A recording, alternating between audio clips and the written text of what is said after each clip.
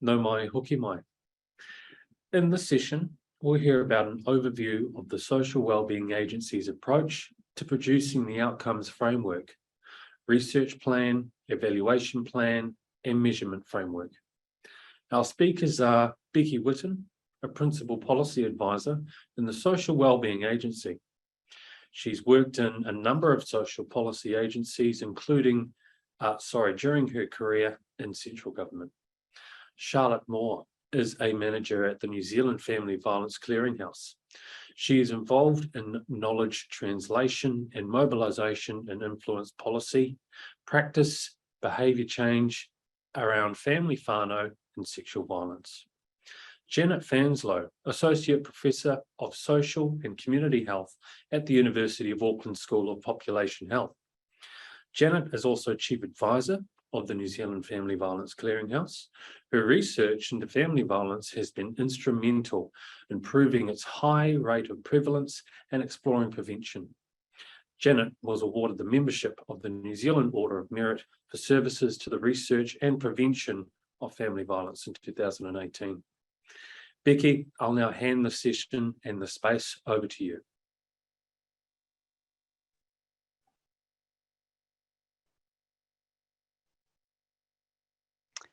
Tēnā koutou, tēnā koutou, tēnā koutou katoa.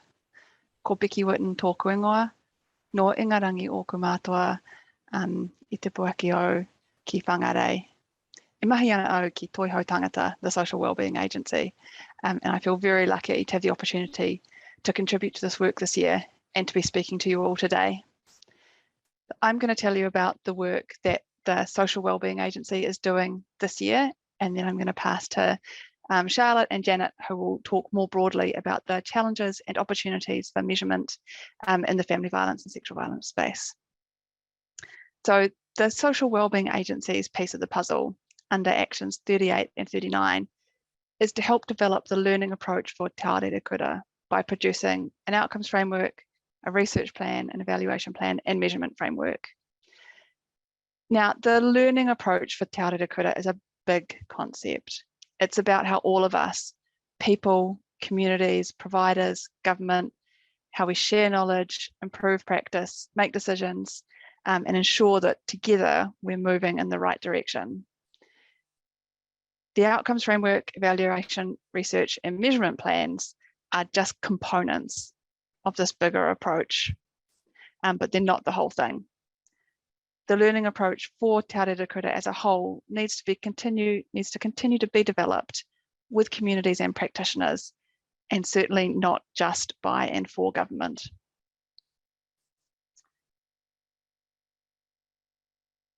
Now, this year at the Social Wellbeing Agency, we're approaching this work with some key success factors in mind.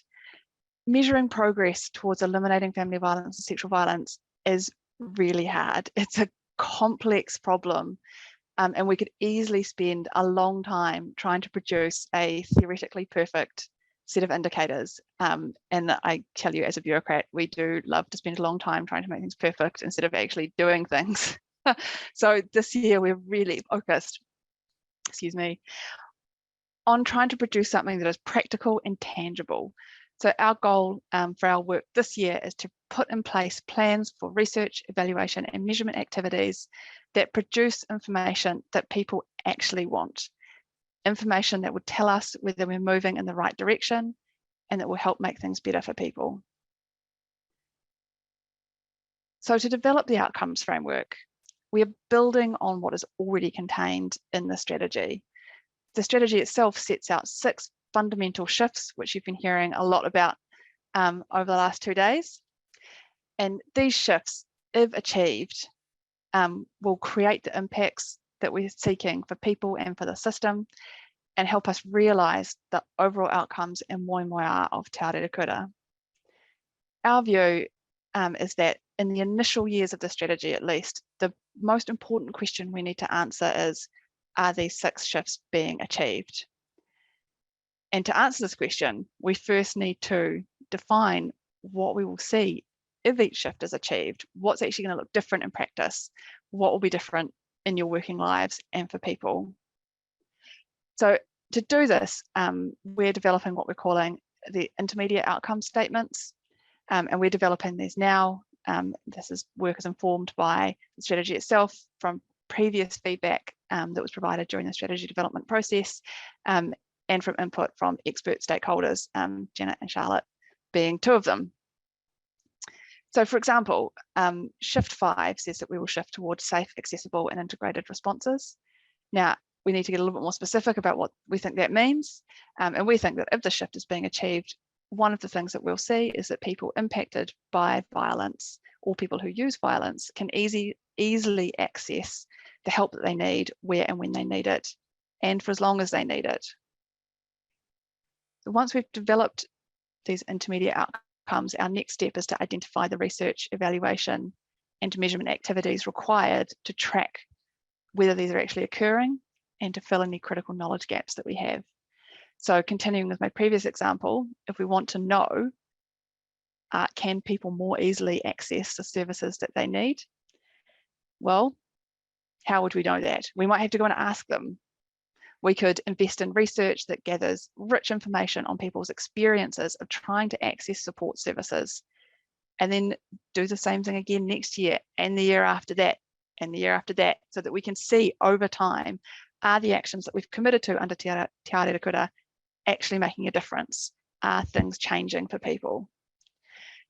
And finally, we want to take this thinking and build it into a package of activities that we can turn into a multi-year research, evaluation and measurement work program. Our goal is to produce something practical and tangible. There's a high chance of getting funded and actually getting done.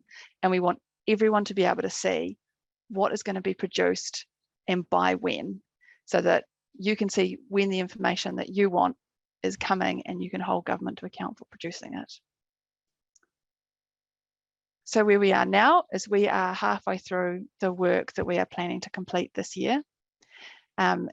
Next month in August, we're running another series of workshops with our small group of expert stakeholders, where we'll be presenting to them our proposed intermediate outcomes and the research, evaluation and measurement ideas we have developed so far. I am looking forward to receiving robust feedback on our ideas. It definitely will be better for their input.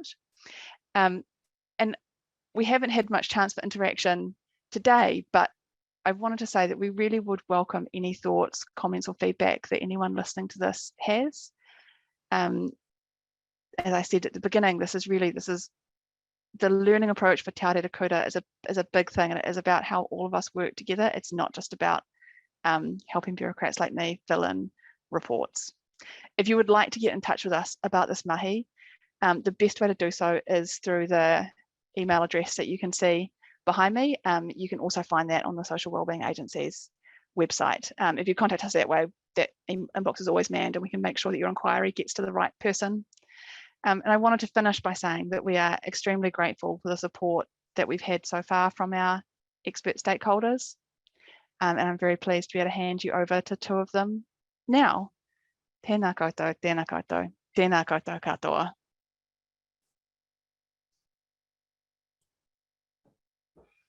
Well, tēnā koe, Becci, ngā mihi nui ki a koe. Tēnā koutou, tēnā tātou katoa. Ko Charlotte Moore tuku ngoa. He uri ahau no rangitāne o Wairau me Pākehā. Kia ora everyone. My name is Charlotte. I'm the kaiwhakahaere for the New Zealand Family Violence Clearinghouse based at the University of Auckland. Just like to mihi to you, Minister Davidson, for all of your mahi in this space, and to everyone joining us today. Tēnā koutou, ngā mihi nui ki a koutou. Our role at the New Zealand Family Violence Clearinghouse is to be a conduit for research and information about family, whānau and sexual violence that connects people working in family and sexual violence sectors, communities, researchers and policymakers together. One of the ways we do this is through our website, nzfec.org.nz, where we have a wealth of information and research if you'd like to have a look. I think my role here today is to highlight why the Social Wellbeing Agency and Te Puna Aonui have their work cut out for them in producing an outcomes framework, research plan, evaluation plan, and measurement framework by highlighting some of the challenges inherent in these types of endeavours. As Becci mentioned, Janet and I have both been involved in stakeholder workshops, understanding some of these challenges, and so my kōrero today is to reflect some of the discussions that we've been having so far. And I'd really like to start my kōrero by acknowledging that these issues of data collection, measurement frameworks, evaluation, they are intensely political activities. As Indigenous scholars Tahu Kukutai and Maggie Walter argue, decisions on what data are collected, by whom, when, how, and in what format are not simply matters of administrative choice. Rather, they are social, cultural, and political artifacts with the power to define and exclude. Historically, approaches to collecting and making sense of data in Aotearoa have tended to be driven by the interests and perspectives of the state, not the communities that data comes from. This is particularly true for tangata whenua, where evidence and statistics have formed the basis for decision-making about what is best for Māori, with catastrophic outcomes. So in this mahi, we need to be understanding how are we putting te tiriti at the centre of this work, this critically important work? Are we ensuring that we are considering at least the principles of Indigenous data sovereignty? We also need to think about how we are shifting away from a focus on deficits and towards strengths-based wellbeing as outlined in Te Aorerekura. So there's huge opportunities there as well as significant challenges. We also need to think about language. When we use terms such as being evidence-informed, we need to be clear about what we mean. Evidence according to whom? Evidence-informed approaches must value different forms of evidence, including the voice of people and whānau, mātauranga Māori, practice knowledge, as well as academic research and literature. We also need to be clear about what the government needs to know and what they don't need to know. And I think that many of us will remember there are some recent examples of government overreach in terms of requesting data from communities and whānau. To develop a learning system, there needs to be a foundation of trust that sits underneath it to ensure that local expertise and information can be captured and shared without co-opting that knowledge in ways that are inappropriate or that strip out cultural or critical context. How do we ensure that what we set up maintains that trust, irrespective of who is in government? Measurement frameworks need to be developed alongside communities and reflect their needs as a priority. And I just want to mihi to the previous session to Leonie and her colleagues in the amazing work that He Waka Ike Noa is doing in that space as a prime example of some awesome important research that we're seeing coming through. And there are other great examples we can look into in this space as well in terms of whānau order.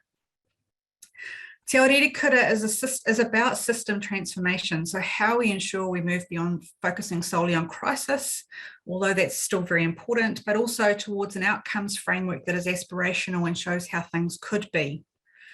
We need to think about indicators that include access to care and transformation. How do we measure things like power and resource sharing by government, levels of community leadership and capacity building, and collective wellness and respectful relationships? Measuring some of these things is quite difficult, particularly when we're thinking about family violence and sexual violence. And anyone who has worked in this space for a while will know that sometimes the things that are easy to count don't always tell us what we really want to know. Are rates of violence going up or down? Is what we're doing making a difference? Often we have a tendency to focus on administrative data, for example, police callouts. However, this only tells us really about police activity, given that we know that quite a small proportion of actual violence is reported to police. So it might not tell us about what is actually happening in terms of prevalence or people's experience navigating systems or the impacts of violence on their lives. So this is where population level data and prevalence studies can be really important in terms of understanding what is happening, and Janet's going to speak more to that later. There are also gaps in these sorts of studies as well. So we need to think about who we are not counting. We need to integrate both quantitative and qualitative information.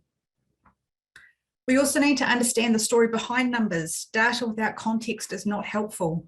For example, if we think about the initial lockdowns at the start of the COVID-19 pandemic, the number of police calls for family violence dropped.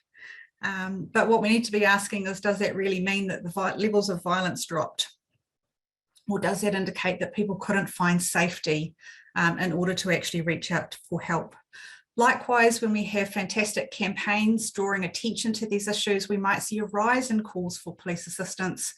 Again, that might not necessarily indicate underlying rates of violence. So shifts in policy that impact on how we record activities, external social and environmental factors like pandemics provide critical context to what we see in terms of numbers. And Minister Seo also mentioned earlier in his kōrero that we also need really skilled analysis of numbers and information that is culturally informed. We sometimes don't have shared definitions or understandings of things, so we need to understand where we need to build those shared definitions and understandings, and where we need to accept that actually things will look different in different communities. So finally, I just want to raise attention around where the burden of measurement sits. As Becci mentioned, a learning approach needs to continue to be developed with communities and practitioners, not just by and for government. I would add to that it's often communities that are really leading the way, and that the government systems are the ones that need to learn the most. And it's really important we don't ask already stretched community providers to shoulder that burden of measurement and evaluation alone. If we truly value measurement, evaluation, learning and research, we have to plan for it. We have to design for it. It needs to be built into all initiatives from the beginning so that it becomes a routine part of funding, and it can't be an afterthought. And we need to keep going back and doing it again and again so we can actually see change over time. We also have to ensure that we don't confuse a learning system with performance management and accountability mechanisms, as important as they may be. Data and information needs to flow in both directions between community and government. There needs to be reciprocity in that space. Often getting information from government can be difficult, shall we say. And we need to ensure that we support capacity within communities to evaluate and devolve funding into that space where appropriate. How we mobilise knowledge and research is really important. We need to make it easily accessible and in formats that make sense to people in the context of the work that they do. We have a huge wealth of information and research, although of course there are always going to be some gaps we need to focus on. How we make sense of that information and research and integrate it into the systems and practice change that we need is often the missing link. In conclusion, I think for measurement to be successful, it needs to be meaningful for those people using it. It needs to be undertaken with people, not on people. And there needs to be shared ownership and investment, shared outcomes. Most of all, it needs to be valued and resourced. Our learning system, like the strategy, needs to be iterative and fluid. I think that's probably all from me before I hand over to Janet. Nō reira, tēnā koutou, tēnā tātou katoa. Tēnā koutou katoa. Warm greetings to you all. My name is Janet Fanslow. I'm an associate professor at the School of Population Health at the University of Auckland. I have spent the last 30 or more years of my life seeking to build the information base around family and sexual violence here, and the prevalence and health knowledge of the prevalence and health consequences of that for this country. I've also really worked to bring the weave of international high quality evidence in with the practice-based knowledge to develop on the ground systems for response, like the Ministry of Health Family Violence Intervention Guidelines. My work also includes work to try and help develop the architecture, the information architecture for our country in terms of supporting the work of the Family Violence Clearinghouse. And from that perspective, I'd like to speak to the monitoring element of today's conversation and to say, actually, we know that we can do population-based monitoring of things like rates of family and sexual violence in this country. And we know because we've done it not once, but twice. So the early example is the New Zealand Violence Against Women survey, which brought us this statistic about 1 in 3 New Zealand women will experience physical or sexual violence in their lifetime, which has become one of those numbers that is so ubiquitous in our world now that it's just known. But there was a time when it wasn't known, and it took the research and data to give us the number. The number was important, not because it was saying something different than what survivors have been telling us or what advocacy groups have been telling us, but because it amplified that voice in a way that had a catalytic function for establishing some of the work that we're seeing today. That survey isn't the end point. We also have really good current data through the 2019 New Zealand Family Violence Study, He Koeora Matapopore, which has given us new data around the prevalence of physical violence, sexual violence, economic abuse, controlling behaviors, and psychological abuse. And for the first time, that study has actually given us comparable information to tell us about rates of change in violence over time in a high quality way that should be informing us about actions going forward. That study also has provided new information about prevalence of violence against men. It's provided us with a wide range of information about the prevalence of adverse childhood experiences, including prevalence of physical and sexual violence against children. It's provided us with data to reinforce the words that we're hearing about people in our community who carry higher burdens than others, like violence against people with disability. It's helped to document things like the intergenerational burden that violence carries. And data out of this study is also reinforcing the importance of whānau and social support for helping people recover after experience of violence. The data from that study is not done. We also have data to come out of that study about healthy relationships and indeed some population data about flourishing. So we have a lot of good data to work from.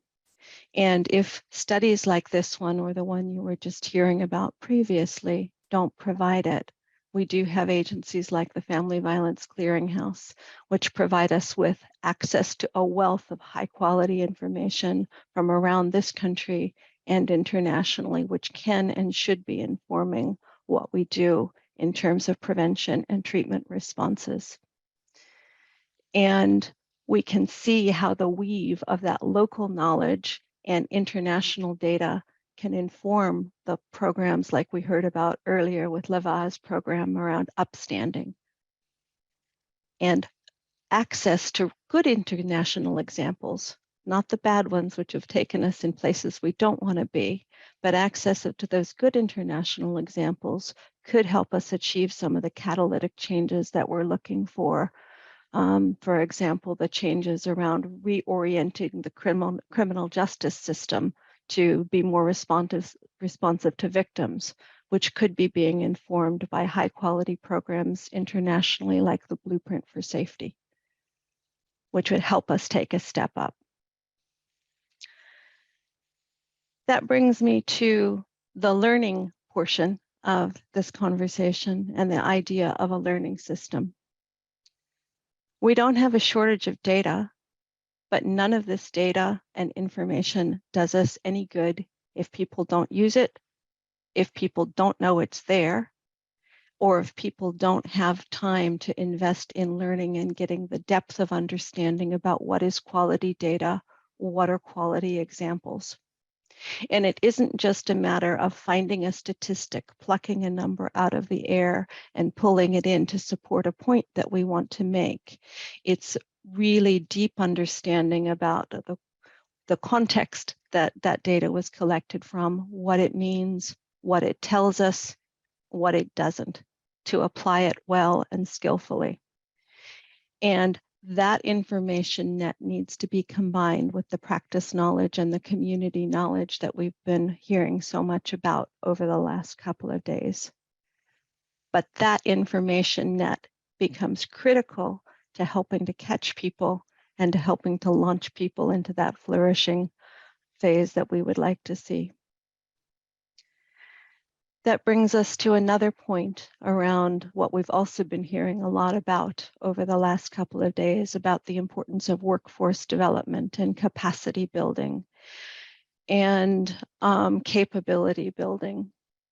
And the reminder that we are working with multiple workforces, whether we're working across social work, whether we're working with teachers, whether we're working with healthcare providers, whether we're working with people in the criminal justice system, whether we're working with people who are those community navigators. And as Ashley Bloomfield reminded us this morning, one of the ways we resource people to do that work and to do high quality work is by resourcing them with information. And I know that that is firmly on the agenda for our national strategy, but I also want to put a caution in that I am concerned that training in this issue is not something that it's easy to bolt on after the fact for people.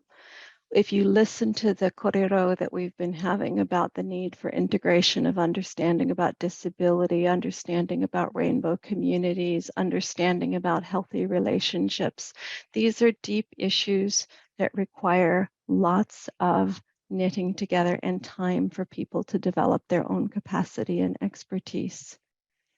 So that means that our learning system needs to really walk alongside and engage our learning institutions, like our universities, to make sure that this subject is not an optional extra, that it gets woven in across the development of what we're teaching people going forward, if we really want to see the catalytic change that we're talking about. I'll finish now, but I think those are some of Minister Davidson yesterday spoke about the need to be strategic. So I think we need to really value our information and choose it strategically and think about where we work with our infrastructure, the infrastructure of our country and our community, about building this learning in, so that it isn't just something that sits outside of what we do, that it's a core part of what we do. I'll finish now. Brief reference. So over my shoulder, I've given you my profile link so that you can get access to the information from the study that I've talked about under research outputs. You can get access to some of the postgraduate teaching violence prevention programs that we offer. And there's another link to the Clearinghouse for you there. Thank you. It's very good, Janet. Thanks very much. Thanks, everyone, and especially to our speakers. Thank you, Becci, for facilitating that session. Please, for those that are listening, email your feedback and your comments through to our email address, which you can find on our website. Now it's my pleasure to introduce Renee Graham, Chief Executive of the Social Wellbeing Agency.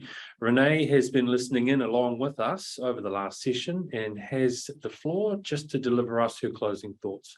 Kia ora, Renee. Ngā mihi, Charles. Tēnā koutou katoa, ko Renee Graham taku ingoa, nā te toa, nā te raukaua, nā iwi, ko au te tumu whakarai mō toi hou tangata. Greetings, everyone. Happy to join you today. I head up the Social Wellbeing Agency, and I'm actually part of a group of chief executives that work alongside. I'm just going to move and turn my light back on. Sorry about that. I'm part of a group of chief executives who work alongside Emma to implement Te Aorerekura strategy, many of whom you may have seen over the last couple of days. It's really hard to sum up such a huge topic in just 30 minutes, but I think it's a good start. And I thank Becci, Charlotte and Janet for kicking off our conversation on measurement, frameworks and evaluation. A couple of takeouts from me as I've been listening for the last half an hour. We need to provide information and insights that people really want. And I think that's a really important factor. We want information that is useful, that will encourage change, that will influence change, and importantly, show us where we can do better. I think there's an opportunity, as Janet says, to use data and evidence to inform decision-making.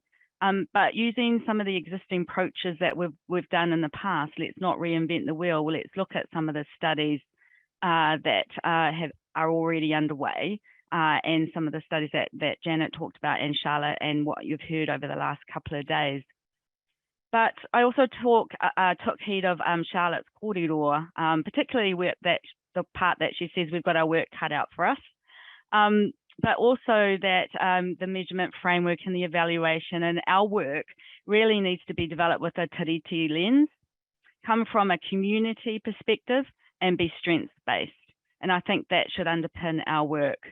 I think it's important to note that we are the kaitiaki of data, and we need to put that at the forefront of any work that we do. It's important, and it's a taonga. So there's strong things coming across all of the conversations and the kōrero in the last wee while from Becci, Charlotte and Janet. And I think it's just the start of the conversation. I think there's an opportunity now over the next few months to talk to more of you as we progress this important area.